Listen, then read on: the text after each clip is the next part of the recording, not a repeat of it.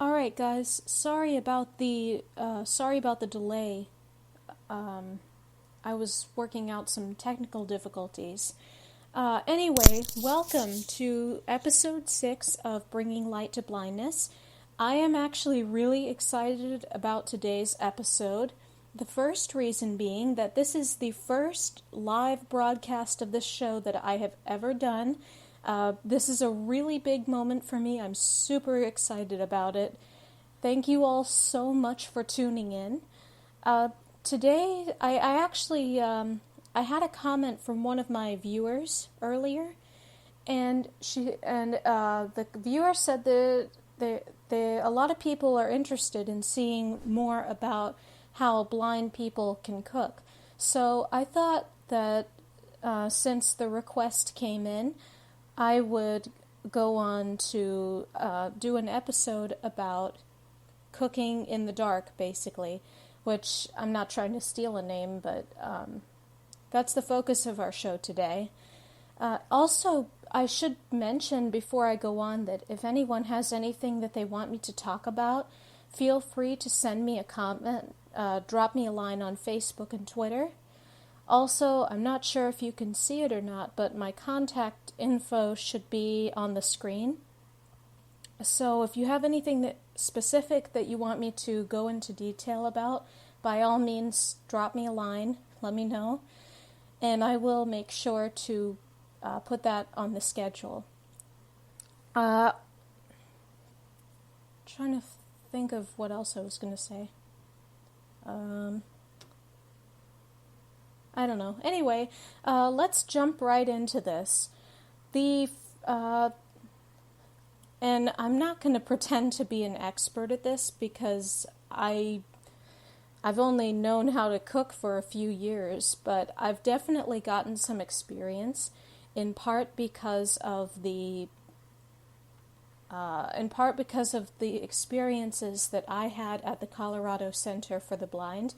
And actually, if you missed it, in an earlier episode, I actually interviewed a group of students who were there with me, and that was the very first edition of the podcast. So, like I said, but I digress. I had a lot of good experiences out there, and one of the things that students are required to do before they graduate is to cook for about 60 people. So we had to cook for everybody at the center, which I thought I would be a lot more stressed about that, but actually I kind of enjoyed it. You know, then again, I always was one to welcome a new challenge.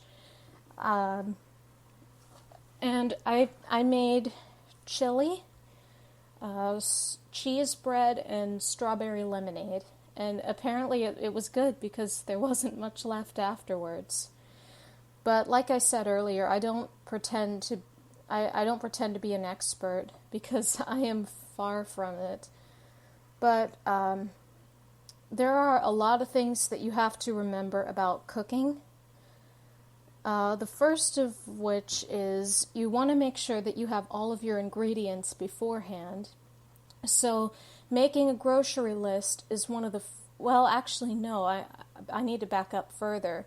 First of all, you want to find a recipe that's really healthy for the most part. I mean, don't get me wrong, I love unhealthy food as much as the next guy, but, you know, you want to make sure that what you're putting into your body is nutritionally good for you. But of course, there are also times when unhealthy food is good too. You know, I actually shouldn't be saying anything because me personally, I like to make a lot of comfort foods. So meatloaf, chicken and rice, those are some of my favorite things to cook. I also like to make a lot of beverages, like the aforementioned strawberry lemonade. Especially when I have time, I also like to, I prefer to make things from scratch. One of the things that I love to make from scratch the most is banana pudding. It's It's actually it's a relatively easy recipe to do, and it takes some time to learn how to do it and go through the process of doing it and everything, but it's so worth it in the end, and not just through the taste of the dessert. But anyway, where was I think I'm rambling. I'm sorry.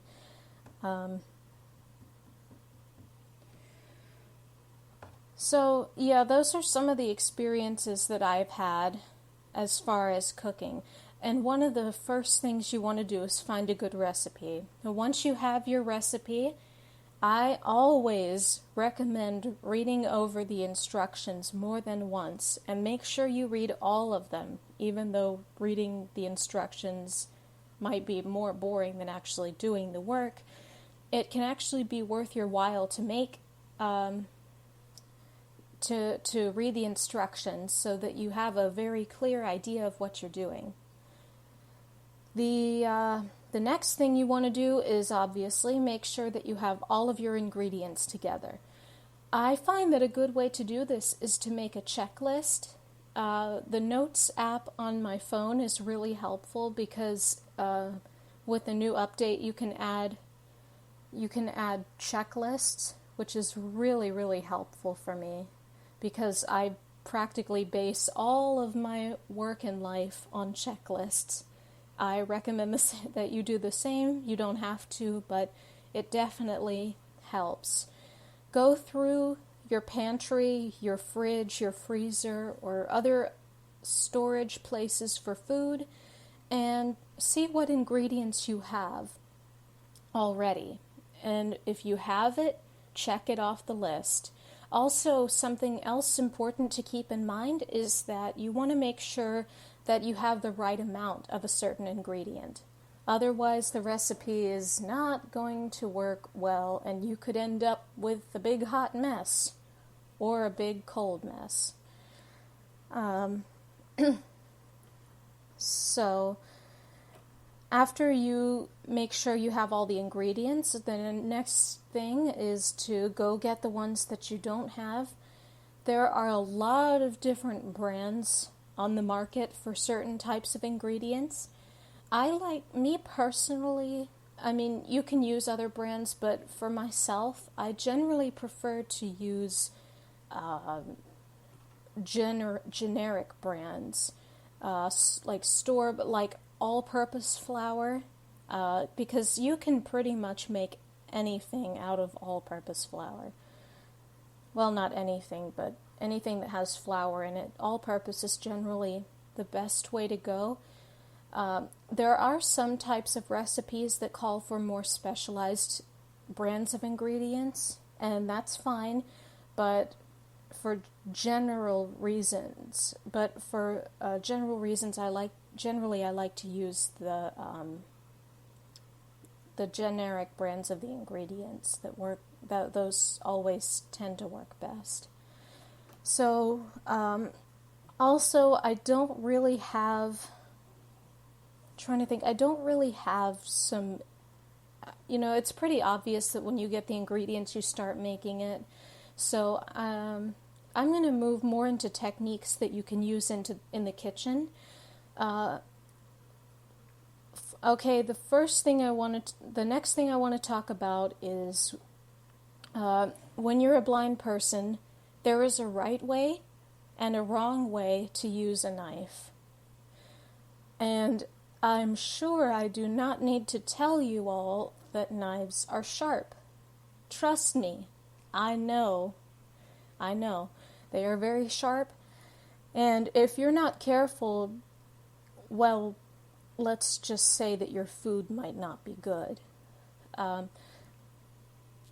So there are lots of different ways that you can use a knife. Now, obviously, you don't want to... one of the things that you don't want to do when using a knife is to put your finger on the place that you want to cut, put the knife there, and then move your finger, because then, several things could happen. The knife could slip, you could lose your place easily, and it's not good. So generally, when you're using a knife to cut vegetables, especially if you're trying to cut them into little slices, I would recommend putting your finger on next to the place where you want to cut, and then using that as a guide. And you can either use a finger guard or no. I actually probably should use a finger guard, but sometimes I find that it's difficult to feel what you're doing that way. It kind of takes away from it. I mean, granted, it keeps you from getting cut, but it also it's harder to feel what you're doing that way. So either or, you can do either or. That's fine.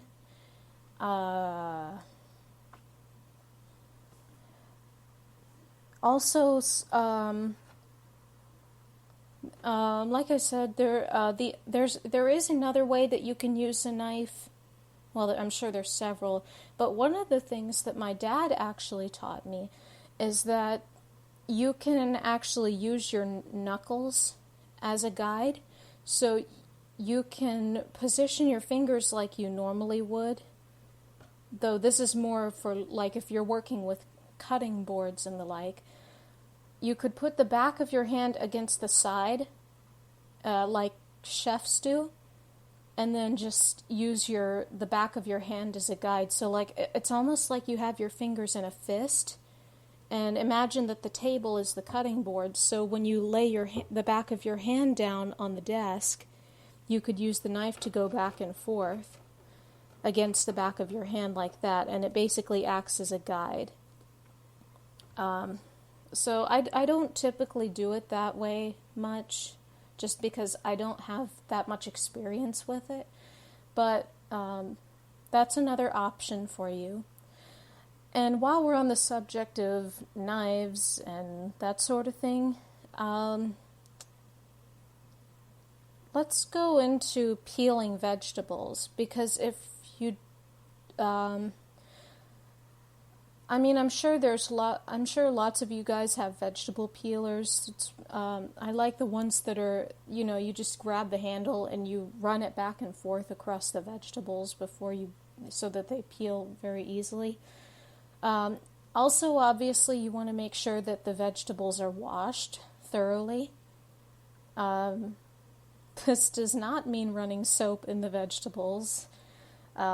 Basically, just rinse them out in the sink, make sure that any leaves, leafy greens, or unwanted stems, or that kind of thing, all that stuff is taken off, and then you can start doing prep work. So that's not really much more to go into about that. Except for making sure that you peel over the sink or over a cutting board or something that can, because sometimes vegetables or fruits tend to be very juicy. So you want to make sure that it's over the sink or a bowl or something to catch the spillage.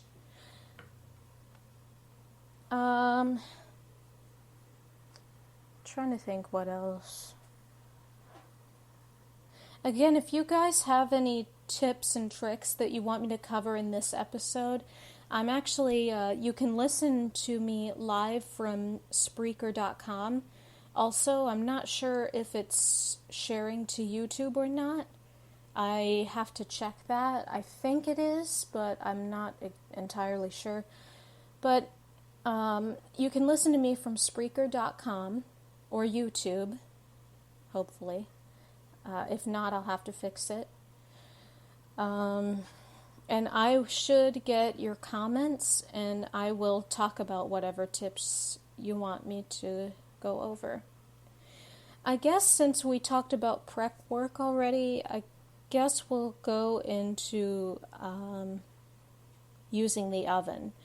Now, I'm sure everybody knows that all ovens are different. Some are touchscreen, some are not. And one of the things that you want to keep in mind is to make sure that your oven or stove or whatever cooking appliance you're using is accessible to you. Now, for ovens, unfortunately, a lot of times they're touchscreen, So before you even think about using your oven, the first thing is to mark them. And you can generally do this by using either bump dots or adhesive stickers that have different shapes, or anything that you can use to tell. Anything that you want. It can literally be anything. I mean, like the start button could be a round foam circle. The stop could be a foam X. I mean, you've got several different options for marking the microwave and the oven. While we're on the subject of appliances, the stove. Now, a lot of stoves are different too, not just because some are gas and some are electric, but also, I'll give you an example. I went to my granny's house and I told her that I wanted to cook for her and my granddad one night. So I went into the kitchen and looked at the stove. Come to find out, all of the buttons were it was a touch pad. And not only that, but their stove was a flat range. So the burners weren't raised, and there wasn't an easy way to tell which of the burners was which. Though, I mean, you can tell, though, because on stoves like that, the texture of the burners is actually different from the untextured glass that the range normally has. Also, if you want to check it, you always want to check and make sure the stove is off before you use it, unless you turned it on beforehand. So when you want to check to see if the burners are on with stoves like the one that I described, I find that the best way to do that is generally speaking, those types of stoves are built into the counter. I'm sure you know what I mean when I say that, but so one thing that you can do to tell is you can feel along the edge of the counter, the edge just before the stove. And if you feel heat coming from it, that means that the burner is on. Just be careful not to burn your hand. And I hate to strike fear into the hearts of future chefs, but you are going to burn yourself a few times in your life. But as long as you keep your head and you know what you're doing and you know what to do around hot food, generally speaking, you should be fine. It's just like anything else. You have to use caution when dealing with things like that. Let's see, we talked about the stove, the oven, the microwave. Let me check messages.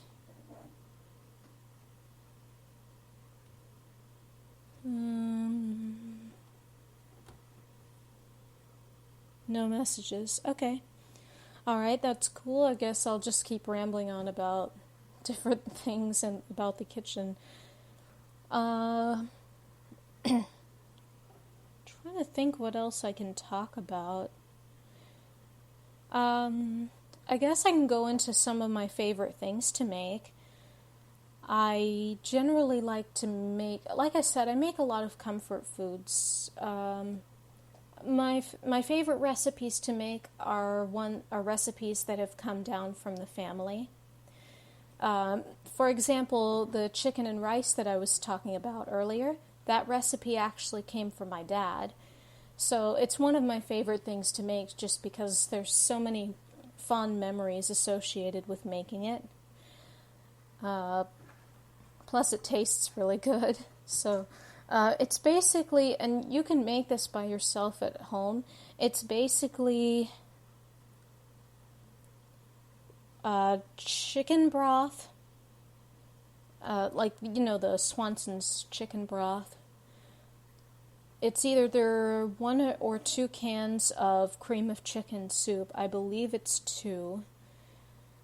And you put that all in a pot. You add you add some water to it and put it on to boil, and then you gradually add 3 cups of rice over time, and you wait for the rice to absorb the broth and get thick.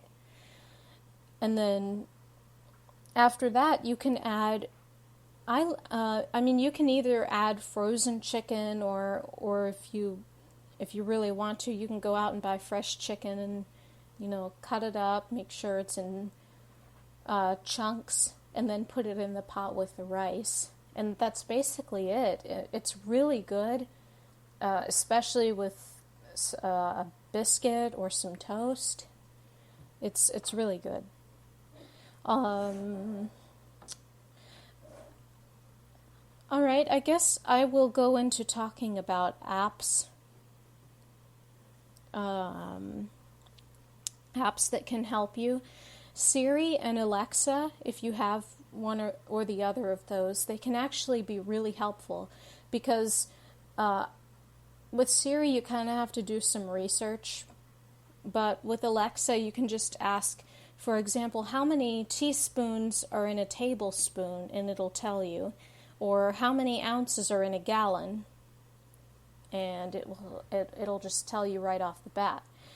Also, there's this new app that just came out, I think, not just came out, it's relatively new though, and I believe it's for both iPhone and Android, though I think it is actually.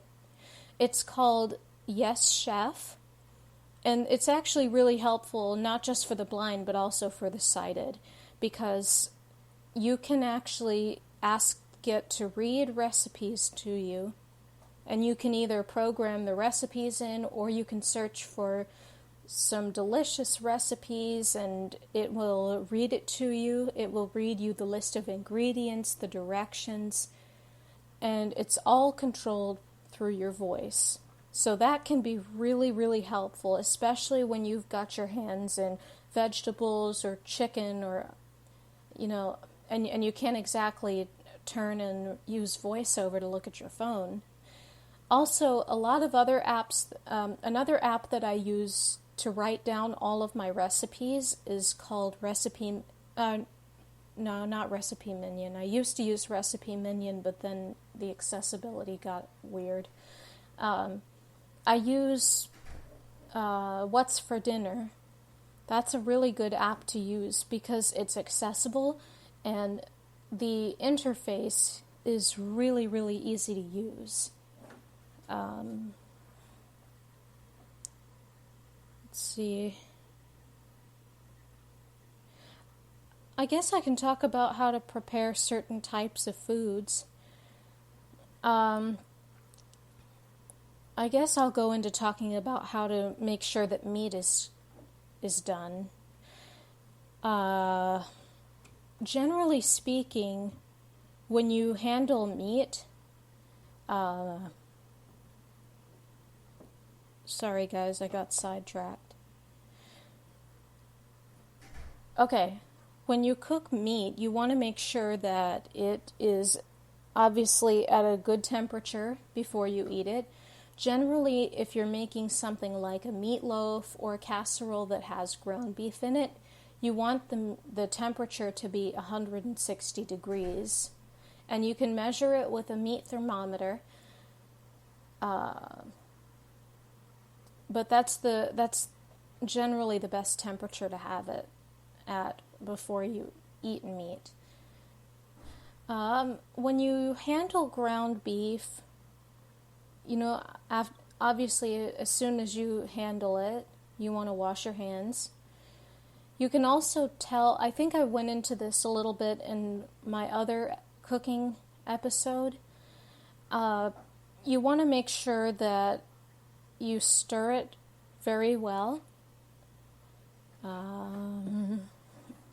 And you can generally tell when it's done because the texture of the meat is firm. So whenever you cook it in a frying pan, you just want to let it cook for a while and make sure that you stir it. It doesn't have to be constantly, just after about, every 2 minutes or so until it's done. And then you can start adding things like vegetables or cheese or whatever it is you want to add to it.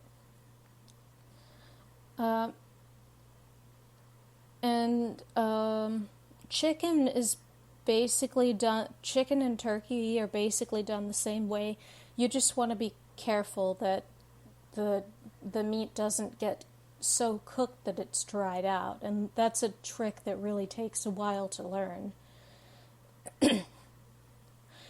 All right, let's talk about measuring. Generally, I actually have some measuring cups that have Braille on them. There are measuring cups and spoons like that. Also, but it doesn't have to have Braille on it. You can also get tactile measuring cups and spoons. You just want to make sure that you know which is which.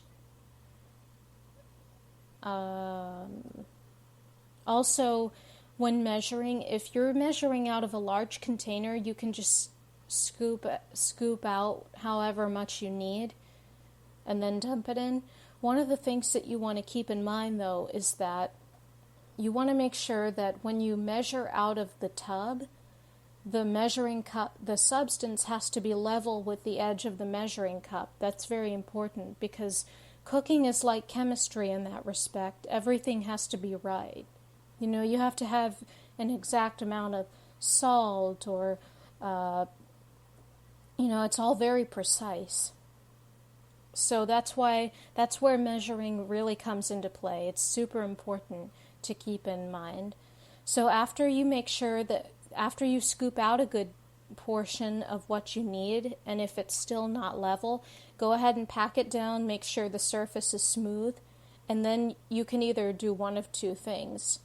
You can get a spoon and keep adding the substance to the cup until it's full enough, or you can scoop it back, or you can put your cup... Oh, okay, OBS is reconnecting. I generally don't like to do this because you lose a lot of what you got out earlier. So, anyway, that's just something to keep in mind. Also, when measuring liquids, especially, though this is true for anything, but especially with liquids, you want to make sure that you're doing it over the sink. So, for example, if you're trying to measure out a teaspoon of vegetable oil, you would want to make sure that you're pouring over the sink. And it can be hard, especially if the bottle's full and you're measuring into a tiny little cup. So that's why you want to measure over the sink.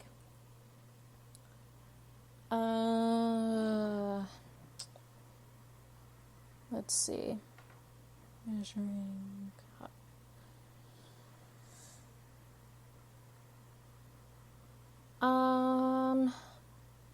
There was something else that I was going to get into. Measuring meat.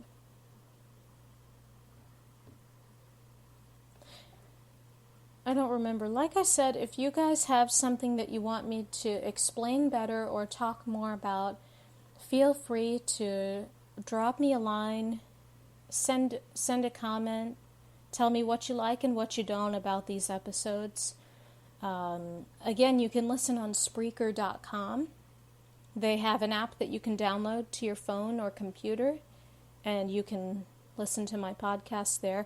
I'm going to try to do these every week around the same time, so like 7:30, somewhere in there.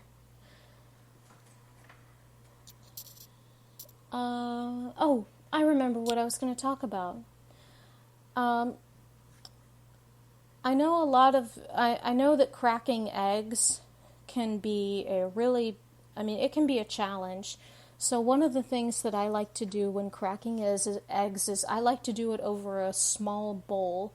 You know, it can't be the same bowl as your mixing bowl, because then the eggshells could get in and you have to rake around the inside of the bowl to find them, and it can just be a mess.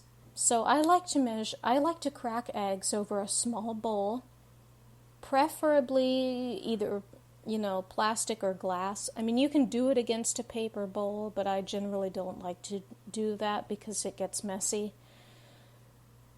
So once you have your egg, I would recommend tapping it against the inside edge of the bowl until it feels like it's cracking in the middle. And then you wrap, trying to think how to explain this. You wrap your fingers, not your entire hand obviously, but you wrap a few fingers around each end, and then it's almost like you squeeze it and pull it and make sure it's over the bowl the entire time, and eventually it'll just crack. It's kind of like you're using your fingers to push in the eggshell, so that it cracks. Also, one of the things that it can really help you if you need to use only the egg whites and not the yolk, you can use an egg separator, and that will certainly help. So that's how I crack eggs. I guess I don't really know what else to go into without any. I don't have a lot of questions from viewers right now, but I guess I'll end by talking about some of the apps or some of the places that you can get adaptive products for the blind. A really, really good place to look for not just cooking products, but also for shows and, certain types of cookbooks. All of that stuff can be found on Blind Mice Mart. And I don't know if I can put the web link on here, but it's really easy to find. Just type in Blind Mice Mega Mall. It'll come up, and I think you have to create an account if you want to shop there. But if you do that, you can explore a lot of the different stores that they have on there. There is an entire store devoted to cooking products. Also, unrelated to this, but on a side note, it'll also give you access to their movie vault, which is awesome. And you can also find an archive of the cooking show, Cooking in the Dark. And a lot of the chefs on that show use the same products that are on Blind Mice Mega Mall. So that's really cool. You can look at other places like Amazon or eBay, but in general terms, my first stop when looking for cooking products is Blind Mice Mega Mall. That's my first stop. They have practically everything there. Egg separators, thermometers, measuring cups and spoons in braille and large print. I mean, they have everything. They even have an adapted microwave for the blind. It's called the Magic Chef Talking Microwave. I don't have one myself, but I've heard a lot of good things about it, and I've read up a lot on it.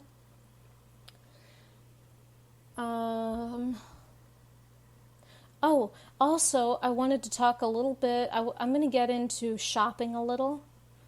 When going into stores to buy a lot of stuff, you can use Shopper Assist, but also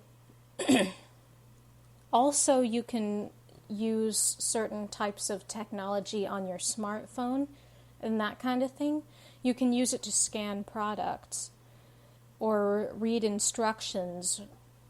So I'm thinking about getting into an entire series of apps and breaking it up into platforms. So one night I'll do Windows or PC. One night I will do iPhone. I can't do Android because I don't have one, but one of the pieces of equipment that I did want to talk about on this episode is the barcode scanner.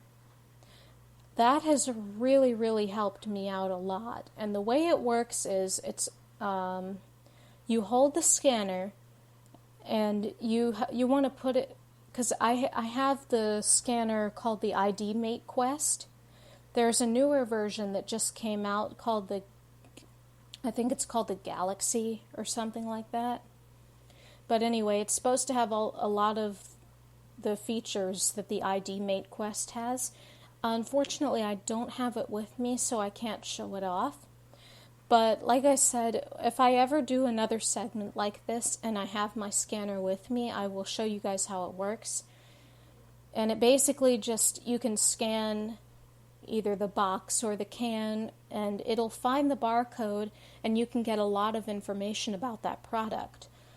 For example, if you're trying to figure out how long or all of the steps needed to make Hamburger Helper or something, you could scan that barcode and it will read you everything, including the package size and the cooking directions and anything else that you'll want to know about that product. I know some of you, excuse me, I know that it also has the calorie information on there, if you care at all about that. But me personally, I don't like to look at the calorie information, just because, you know, it's there, and yeah. There's a similar technology that you can use on your phone. There is another app that just came out called Seeing AI. I don't know how many of you have used it, but it's really good. In addition to reading text, like printed material and currency and a lot of this other stuff, it will also it'll also scan barcodes. The only bad thing about it is that you have to hold the phone a certain distance away from it. And I know for me personally, that can be really, really annoying, because you can't see if you have the phone too far away or too close. I don't know. It's just harder for me to tell that way. So I prefer to use my scanner when looking for barcodes. But either way, if you don't have a scanner, you can use your phone. Well, I think that's all that I was planning to talk about today. Again, if you like what you saw, let me know. Drop me a line on I'm on Facebook and Twitter. Also, if you have anything specific that you want me to go into, please leave a comment, let me know. I think that's all I'm going to do tonight. I might be on YouTube later. Oh, yeah, I'm also on YouTube, by the way. Just type in my name, Shelby Craig, and my channel should come up. There's a lot of cool stuff on it. There's some Let's Play stuff. There's, there's a lot of different things on there. I might be on YouTube later tonight, streaming. I might not. I don't know. I probably will, though, since we ended it early. But anyway, thank you so much for tuning in, and I hope that you guys have an awesome week. Have a good night.